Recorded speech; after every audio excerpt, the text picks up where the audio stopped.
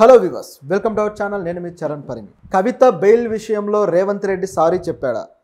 So ఆయన అయితే ట్విట్టర్లో సారీ చెబుతూ ఒకటైతే పెట్టారు. అయితే అది ఎవరికి చెప్పారు ఏంటి అనేది ఒకసారి చూద్దాం.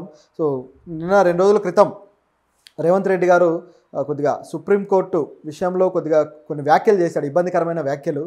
సో వాటి వల్ల ఆయన ఇప్పుడు అందరికీ సారీలు చెప్పుకోవాల్సిన పరిస్థితి వచ్చింది. ఇప్పుడు ఒక సామెత ఉంది, నోరా వీపుకు తేకే అని చెప్పేసి ఒక సామెత ఉంటుంది. అంటే ఎక్కువ మాట్లాడితే వీపు పగిలిపోద్ది అని చెప్పి. సో ఆ టైప్లో మనం ఏదో వచ్చింది, రాజకీయంగా రకరకాల సమీకరణాలు నడుస్తూ ఉంటాయి. సో ఒప్పందాలు, పొత్తులు ఇలాంటివి జరుగుతూనే ఉంటాయి. సో వీటిల్లో రాజ్యాంగబద్ధమైన వ్యవస్థలని ఇన్వాల్వ్ చేసి వివాదాస్పదంగా మాట్లాడితే చివరికి అది మనం ఇలాగే సారీలు చెప్పుకునే పరిస్థితి వస్తుందన్నమాట. సో అసలు ఈ సంఘటన ఏంటి అనేది ఒకసారి చూస్తే, రేవంత్ రెడ్డి గారు అంటే ఇది ఆల్రెడీ మీ అందరికీ కొంత తెలిసిన విషయమే. అయితే దీని వెనుక ఆయన సారీలు చివరికి అందరికీ చెప్పుకోవాల్సిన పరిస్థితి ఏర్పడింది అనమాట. పైగా ఆయన ఓటుకు నోటు కేసు విషయంలో కూడా ఇప్పుడు కోర్టు కాస్త సీరియస్గానే తీసుకుంది. ఎందుకంటే బాగా కోర్టును హర్ట్ చేశాడు ఈయన. సో చెప్తాం మీ పని అనే పరిస్థితికి తెచ్చుకున్నాడు అనమాట. సో ఎట్లా అంటే, కవిత బెయిల్ విషయంలో రేవంత్ రెడ్డి గారు కొన్ని వివాదాస్పద వ్యాఖ్యలు చేశాడు.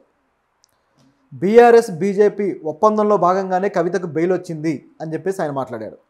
దీనికి ఈ మాటకి సుప్రీంకోర్టు సీరియస్ అయింది.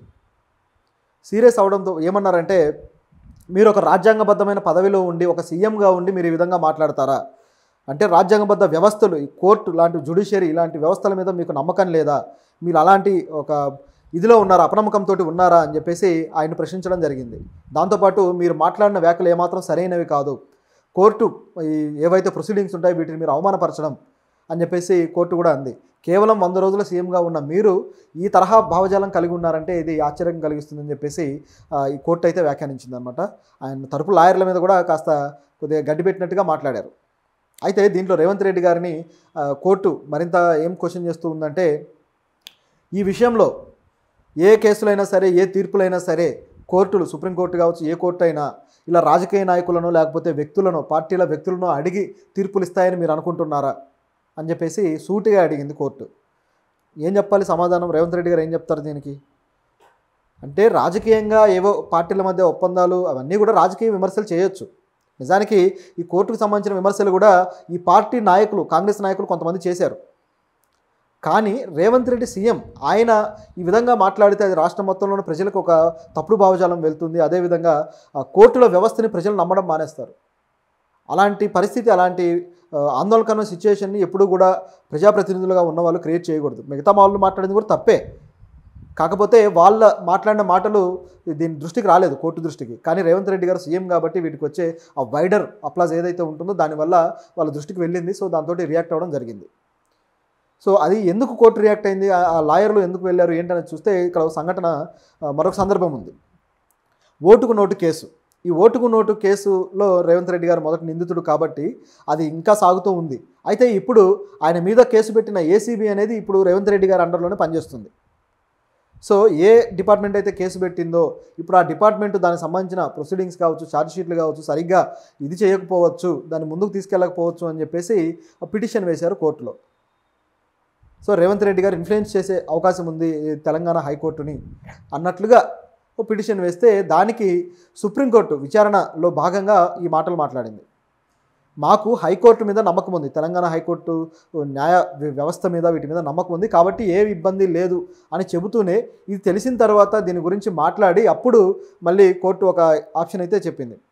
మీకు ఇలాంటి భావజాలం ఉంది కాబట్టి మేము, అంటే రేవంత్ రెడ్డి గారి భావజాలాన్ని ఉద్దేశించి, సో మేము మీ ఏదైతే ఈ కేసు ఉందో ఓటుకు నోటు కేసు, దీన్ని వేరే కోర్టుకు, వేరే రాష్ట్రాలకు బదిలీ చేయాలి అనుకోవడంలో తప్పేం లేదు కదా అని చెప్పి ఆలోచించింది. నిజానికి సుప్రీంకోర్టుకు అలాంటి ఆలోచనే లేదు.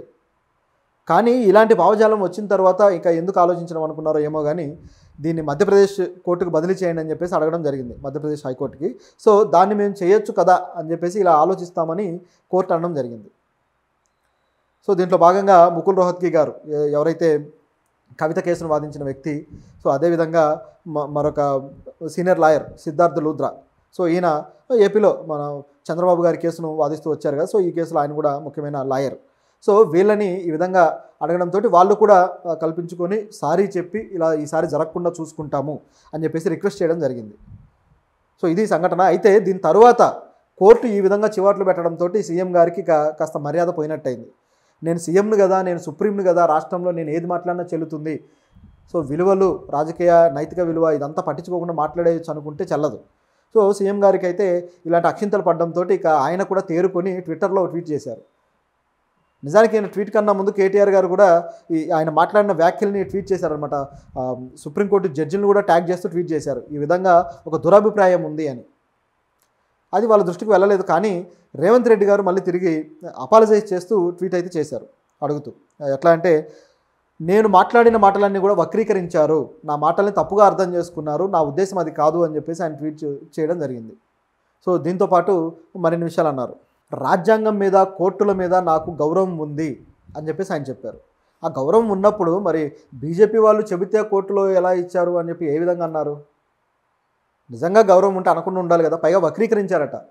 ఆయన మాట్లాడింది మీడియాలో కూడా ఉంది, ఆయన ఏం మాట్లాడారు. సో ఇందులో వక్రీకరించడానికి ఏముంది? ఇంకా బీజేపీ బీఆర్ఎస్ పొత్తులో భాగంగా వచ్చింది. సో బీఆర్ఎస్ బీజేపీలో విలీనం అవుతుంది అని చెప్పేసి ఇప్పుడే కాదు అనేక సార్లు రేవంత్ రెడ్డి గారు అన్నారు. ఇప్పుడు కొత్తగా అనేది ఏం లేదు. ఇక దాంట్లో వక్రీకరించేది ఏముంది? ఆయన అన్న మాటలే కోర్టు దృష్టికి వెళ్ళాయి, కోర్టు రియాక్ట్ అయింది. ఇప్పుడు మళ్ళీ తేరుకొని న్యాయ వ్యవస్థ మీద నమ్మకం ఉంది, రాజ్యాంగం మీద నమ్మకం ఉంది అని చెప్పేసి అంటున్నారు. సో బహుశా ఆయన కేసు మధ్యప్రదేశ్కి తరలిస్తారన్న భయంతో మళ్ళీ మాట మార్చారేమో తెలియదు. చూస్తుంటే అలాగే కనిపిస్తుంది ఓవరాల్గా.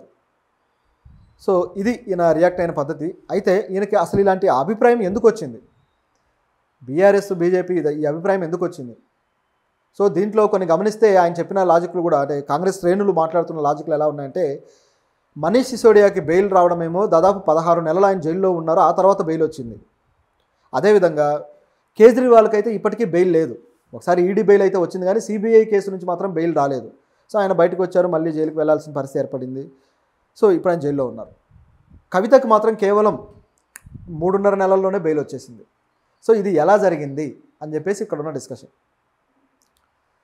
సో ఎలా జరిగింది అంటే 3.5 నెలల్లో వచ్చేసింది కాబట్టి ఇక అది ఆ బెయిల్ ఏదో ఒప్పందాల ప్రకారం వచ్చినట్ట.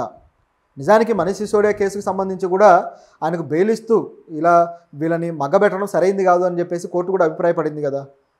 ఆ అభిప్రాయంతో ప్రకారమే ఆ తర్వాత నెలలోనే ఇప్పుడు ఈవిడికి బెయిల్ వచ్చింది. ఆ కేసు హీరింగ్కి ఒక డేట్ అనేది ఇస్తారు, ఆ వాయిదా ప్రకారం వాళ్ళు వెళ్లాల్సి ఉంటుంది. సో ఆ వాయిదా ప్రకారం వెళ్తే అక్కడ బెయిల్ వచ్చేసింది. అది క్లియర్గా కనిపిస్తూనే ఉంది. ఇక్కడ ప్రత్యేకంగా ఏదో కోర్టులు ఇలా లొంగిపోతాయి అని వ్యాఖ్యానించడం కొద్దిగా ఇబ్బందికరమైంది. సో ఈ విషయంలో జస్టిస్ గవాయ్ గారు, బిఆర్ గవాయ్ గారు ఈ విధంగా గట్టిగా రియాక్ట్ అయ్యారు. సో చివరికి రేవంత్ గారు సారీ చెప్పుకోవాల్సి వచ్చింది. సో ఇది పరిస్థితి. ఇప్పటి నుంచైనా కొద్దిగా మాటల్లో జాగ్రత్త పడతారేమో చూడాలి. ఎందుకంటే రేవంత్ రెడ్డి గారు ఈ మధ్యకాలంలో సీఎం అయిన తర్వాత ఆయన మాటల్లో కొద్దిగా ఈ ఫ్లో అనేది వెళ్ళిపోతుందన్నమాట, జారిపోతున్నాయి కొన్ని మాటలు. అయితే రాజ్యాంగ వ్యవస్థల మీద మాట్లాడినప్పుడు అది కాస్త ఇబ్బందికరంగా తయారవుతుంది. అలాగే ఈయన కేసును కూడా, ఏదైతే ఓటుకు నోటు కేసు ఉందో దీన్ని మళ్ళీ సోమవారానికి వాయిదా వేసింది. సో సోమవారం ఆయనకి మరి ఆ కేసుని తెలంగాణ హైకోర్టులోనే ఉంచుతారా లేకపోతే మధ్యప్రదేశ్ హైకోర్టుకి తరలిస్తారా అనేది తెలుస్తుంది.